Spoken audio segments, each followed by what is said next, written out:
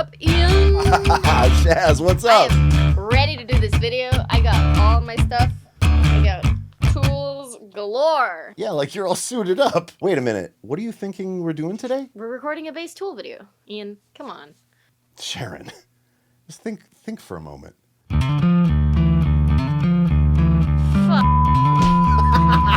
Sharon, they've been clamoring for it. They have. Been a lot of comments. We're finally gonna make a Tool video. It's our favorite Tool tracks. And yeah, you think it's all Justin Chancellor, but it actually starts with Paul D'Amour playing a Rickenbacker on Sober. Check this out.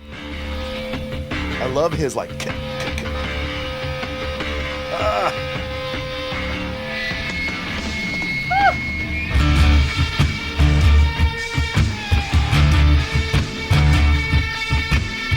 Paul's bass playing was super influential, and I feel like everybody assumes it was a Stingray. But then when I was actually preparing this tune, it didn't sound like a Stingray, and I'm like, man, maybe, and I'm turning my treble down, and I'm trying to get it right, and then I pulled this video up. Now look, I'm not claiming that he played the Rick on the record, but to me, it sounds like a Rickenbacker. Obviously it is here, but it's this. I mean, what's the commonality? Like every Tool song is in like drop D, and is every one of them with a pick? I can't speak for Paul D'Amour, but definitely Justin Chancellor. I think yes. You told me about the history of Paul. Like he was in the band, he was the original bass player through 95? I think it's actually into 96 because he started working on Anima with the band, left halfway through Anima. Right. And then did not record the album. And you said because he left because he wanted to be a guitar player, right? I don't know if that's true. Don't quote us. I don't know Quote if us. it's true. Quote Sharon. I think he wanted to leave to go play guitar, and then Justin Chancellor joined and is still. He's the only former member, Paul D'Amour. D'Amour. Oh, God, you do that so well. French Sharon is back. Oh, D'Amour.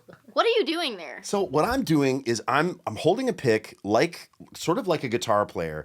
Typically when I hold a pick, it's between thumb and index, but the guitar player grip kind of slides the knuckle. And then what happens then is you get a little more like scrape to the sound. So I'm drop D on the Rickenbacker, D, A, D, G, and then I'm just making this octave shape on the D. But then he has a very specific strumming pattern. So it is very guitar player-like, but it's not this. It's not that. It's... And so in between, when you're doing the dead strums, you have to use your hand across all the strings to mute all that stuff, or else it's like... else it's just madness. Hey, and if any of you want this tab in notation, it's going to be down here, link in the description. We're going to have all of this stuff transcribed for you. So as we're moving from Paul to Justin, all that stuff is covered. Grab it in the link in the description. Shazza, what do you got for us next? What's on deck? I'm gonna run Jambi.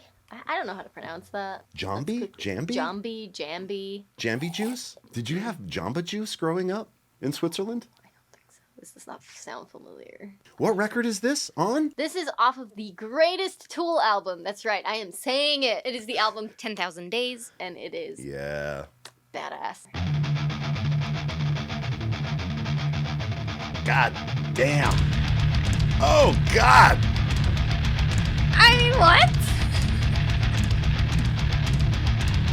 It gave me full goosebumps. It's like a for lot. real. I'm like, Believe it or not, this is not the section that I actually wanted to show you today. Okay, got There it. is a cooler section in this song with a sick delay. Yeah, that's very Justin Chancellor.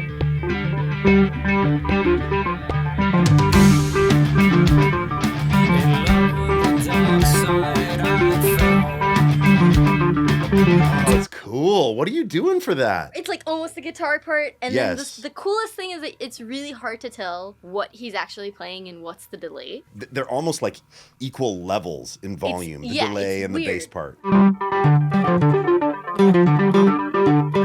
You even have like a very cool delay sound that sort of gets the spirit of that. It's sort of like a modulated tape echo-y. What is it? I'm curious. Yeah, running an HX stomp as taught to me by my master and guru, the great Ian Martin Allison. I love an HX stomp. I love an HX stomp as well. It's true. I don't know that I've ever used that reverb, or sorry, that delay sound. What is that? I'm using the Mod Chorus Echo delay. Badass. And together with a gray flanger. Yes, because he's got the flange thing going. He's running the flanger as well. Yes. So it's kind of like coupled together, and I'm running a small compressor on it just to have kind of the evenness of the effect. So check this out. The song's actually in 9, which makes it a little bit more complicated with the delay. Obviously, it delays weirdly.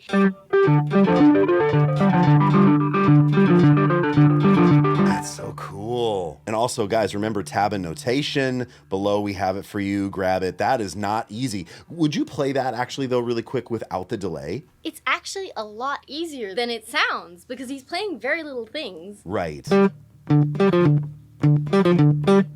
That's so cool. Okay, and what did you do to set the delay? Did you use like a tap tempo? How did you, or did you do math? Okay. I sat down, I did the math. Yeah. I'm very bad at math, so it did not help.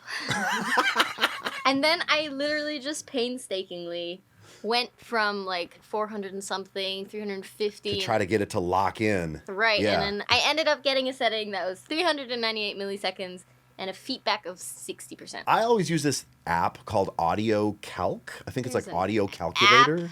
Yeah, there's an app that will take you... I'm so sorry.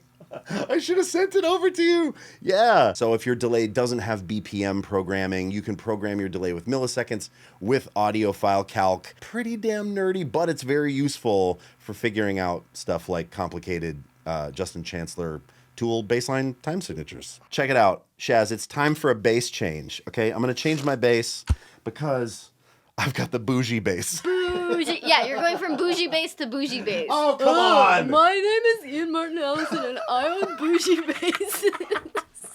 Dude, I love it. Show me up with my Squire P bass. Unbelievable, man. Not cool, Allison. Not cool. It would be stupider for you to do this video on a different bass when you have the Wal. I will give you that. Yeah. I appreciate you for that. Okay, bougie bass time. I've switched over to the Wal Mark I. I'm just running through a little bit of amp emulation and a flanger. Actually, Sharon was like, try the gray flanger, and it's badass. I mean, there's something about the brightness of these basses. There's this bright switch called Pick Attack that you pull up on this knob, and then there are these filter knobs that you can use, and I'm pulling up to make the bass as sort of bright as possible. I know, I'm sorry. Me and my 2 knobs here. The humble P bass doesn't come close.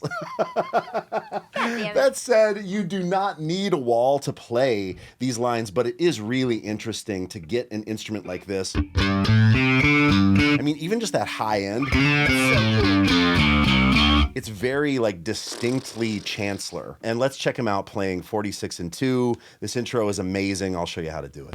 Post-production Ian here telling you that at this point in the video, I f***ed up. We're going into 46 and 2, and I am about to boldly and confidently claim that this was recorded on a Wal, but it wasn't. It was recorded on a Stingray before Justin even had his Wal.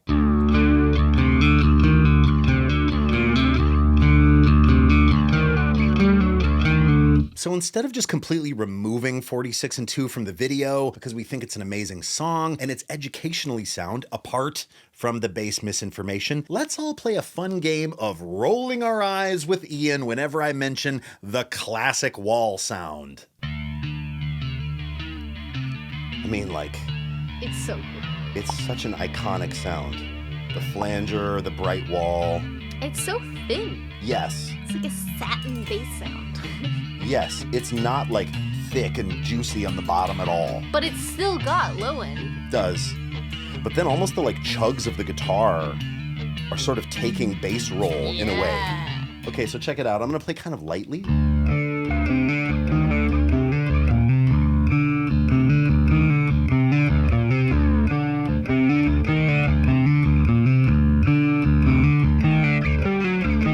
I feel like when I've seen him play it live, there's actually a clip of him playing it live.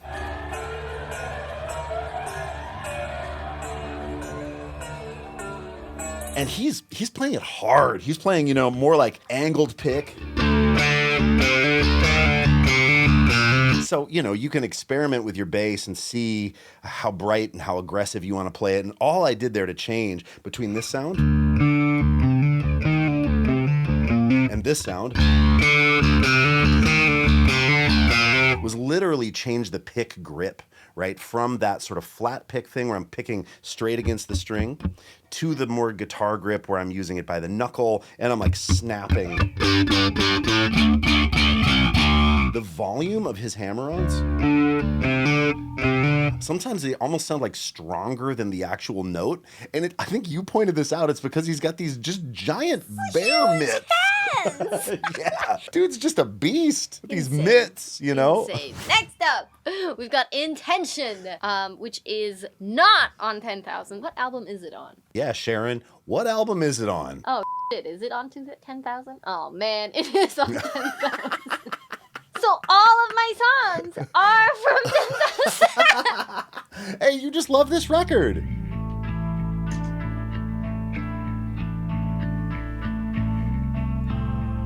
It's so pretty.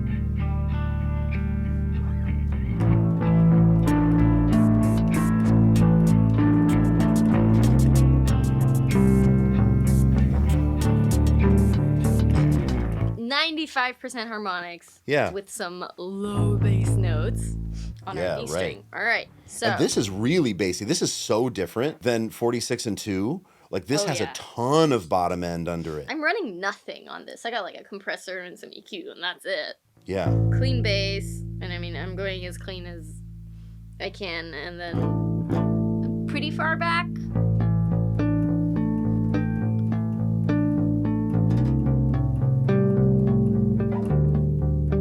So we're basically going fret by fret. He doesn't really, he's staying kind of like within the fret harmonics, except this one he goes to the 12th fret. But it's 7th fret, low bass played normally, and then all of the harmonics. Across. And then he actually goes to the 8th fret, which is a weird harmonic because it's like really hard to get. Yeah. Then he goes up to the 10th fret, playing the harmonics on the 12th. Back to A, and then 12th fret. So just the smooth bass sailing. Yeah, and then slide back down. So cool. Which is just satisfying. That's hard. Get the tab and notation. It'll help you. Oh, yeah, so cool. Okay, we're gonna do Lateralus off of Lateralus. Deep into this tune, around the 7-minute 20 mark or something, it breaks down. We get Justin Chancellor using a freaking whammy pedal, and it's set on octave. So he's using it in this super cool way where he's playing a note, playing the upper octave with the whammy pedal, right? And makes it part of the tune. Check this out.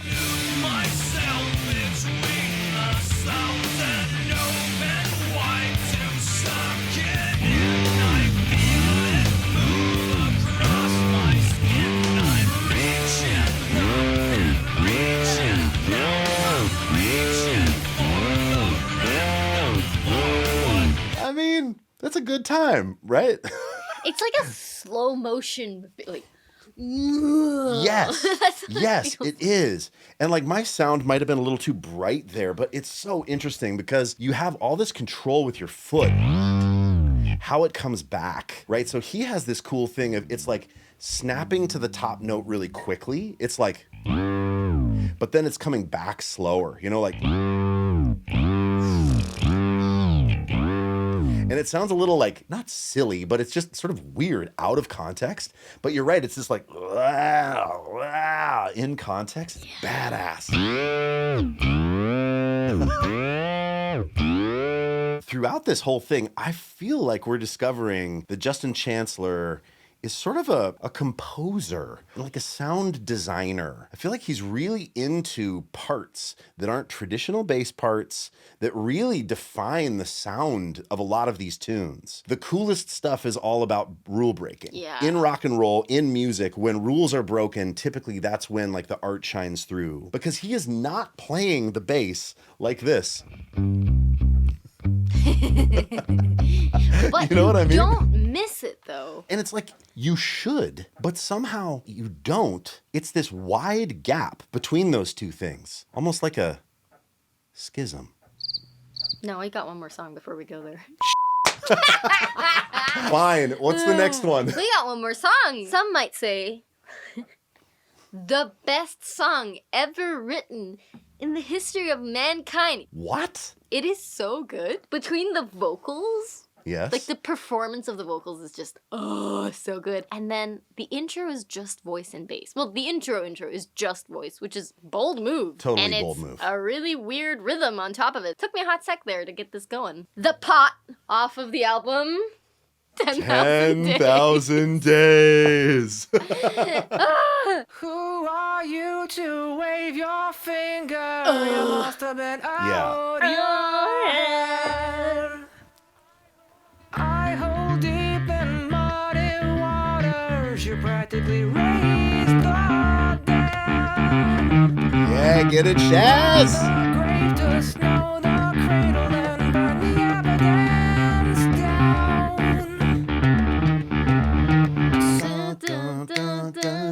Quarter note triplets. Show me that line, Sharon.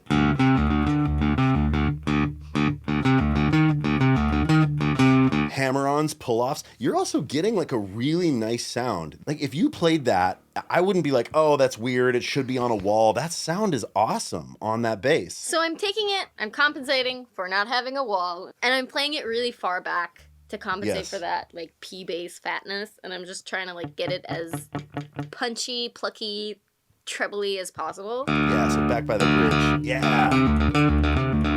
And then, to make matters even more badass, a minute later, he goes...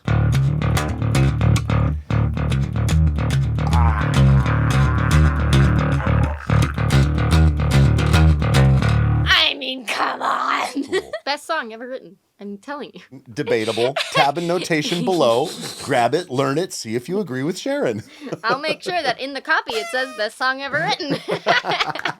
Okay, so finally we're going to do Schism from 2001's Lateralus. I mean, I feel like I would walk into any guitar center and all I heard was... Let's hear Justin do it and then we're going to break it down for you. Very cool. This thing is so iconic. The guitar is rising. Oh! The harmony? Yeah, and then the harmony part, yes. Danny Carey playing that cool, like, polyrhythmic thing. I feel like there's, like, flanger on the hi-hats. Okay, hey, so if you want to be, like, all of the kids in 2001 at Guitar Center, check this out, right? We're going to show you how to play this. He's got those bear paws, hey, right? So for me, sometimes what helps a little is palm muting a little bit just to get this to actually read like 3 notes.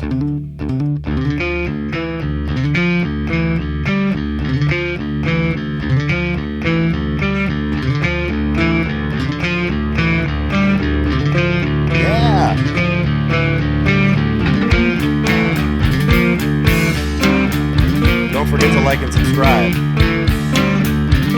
Ring the bell. You want to be notified. Oh,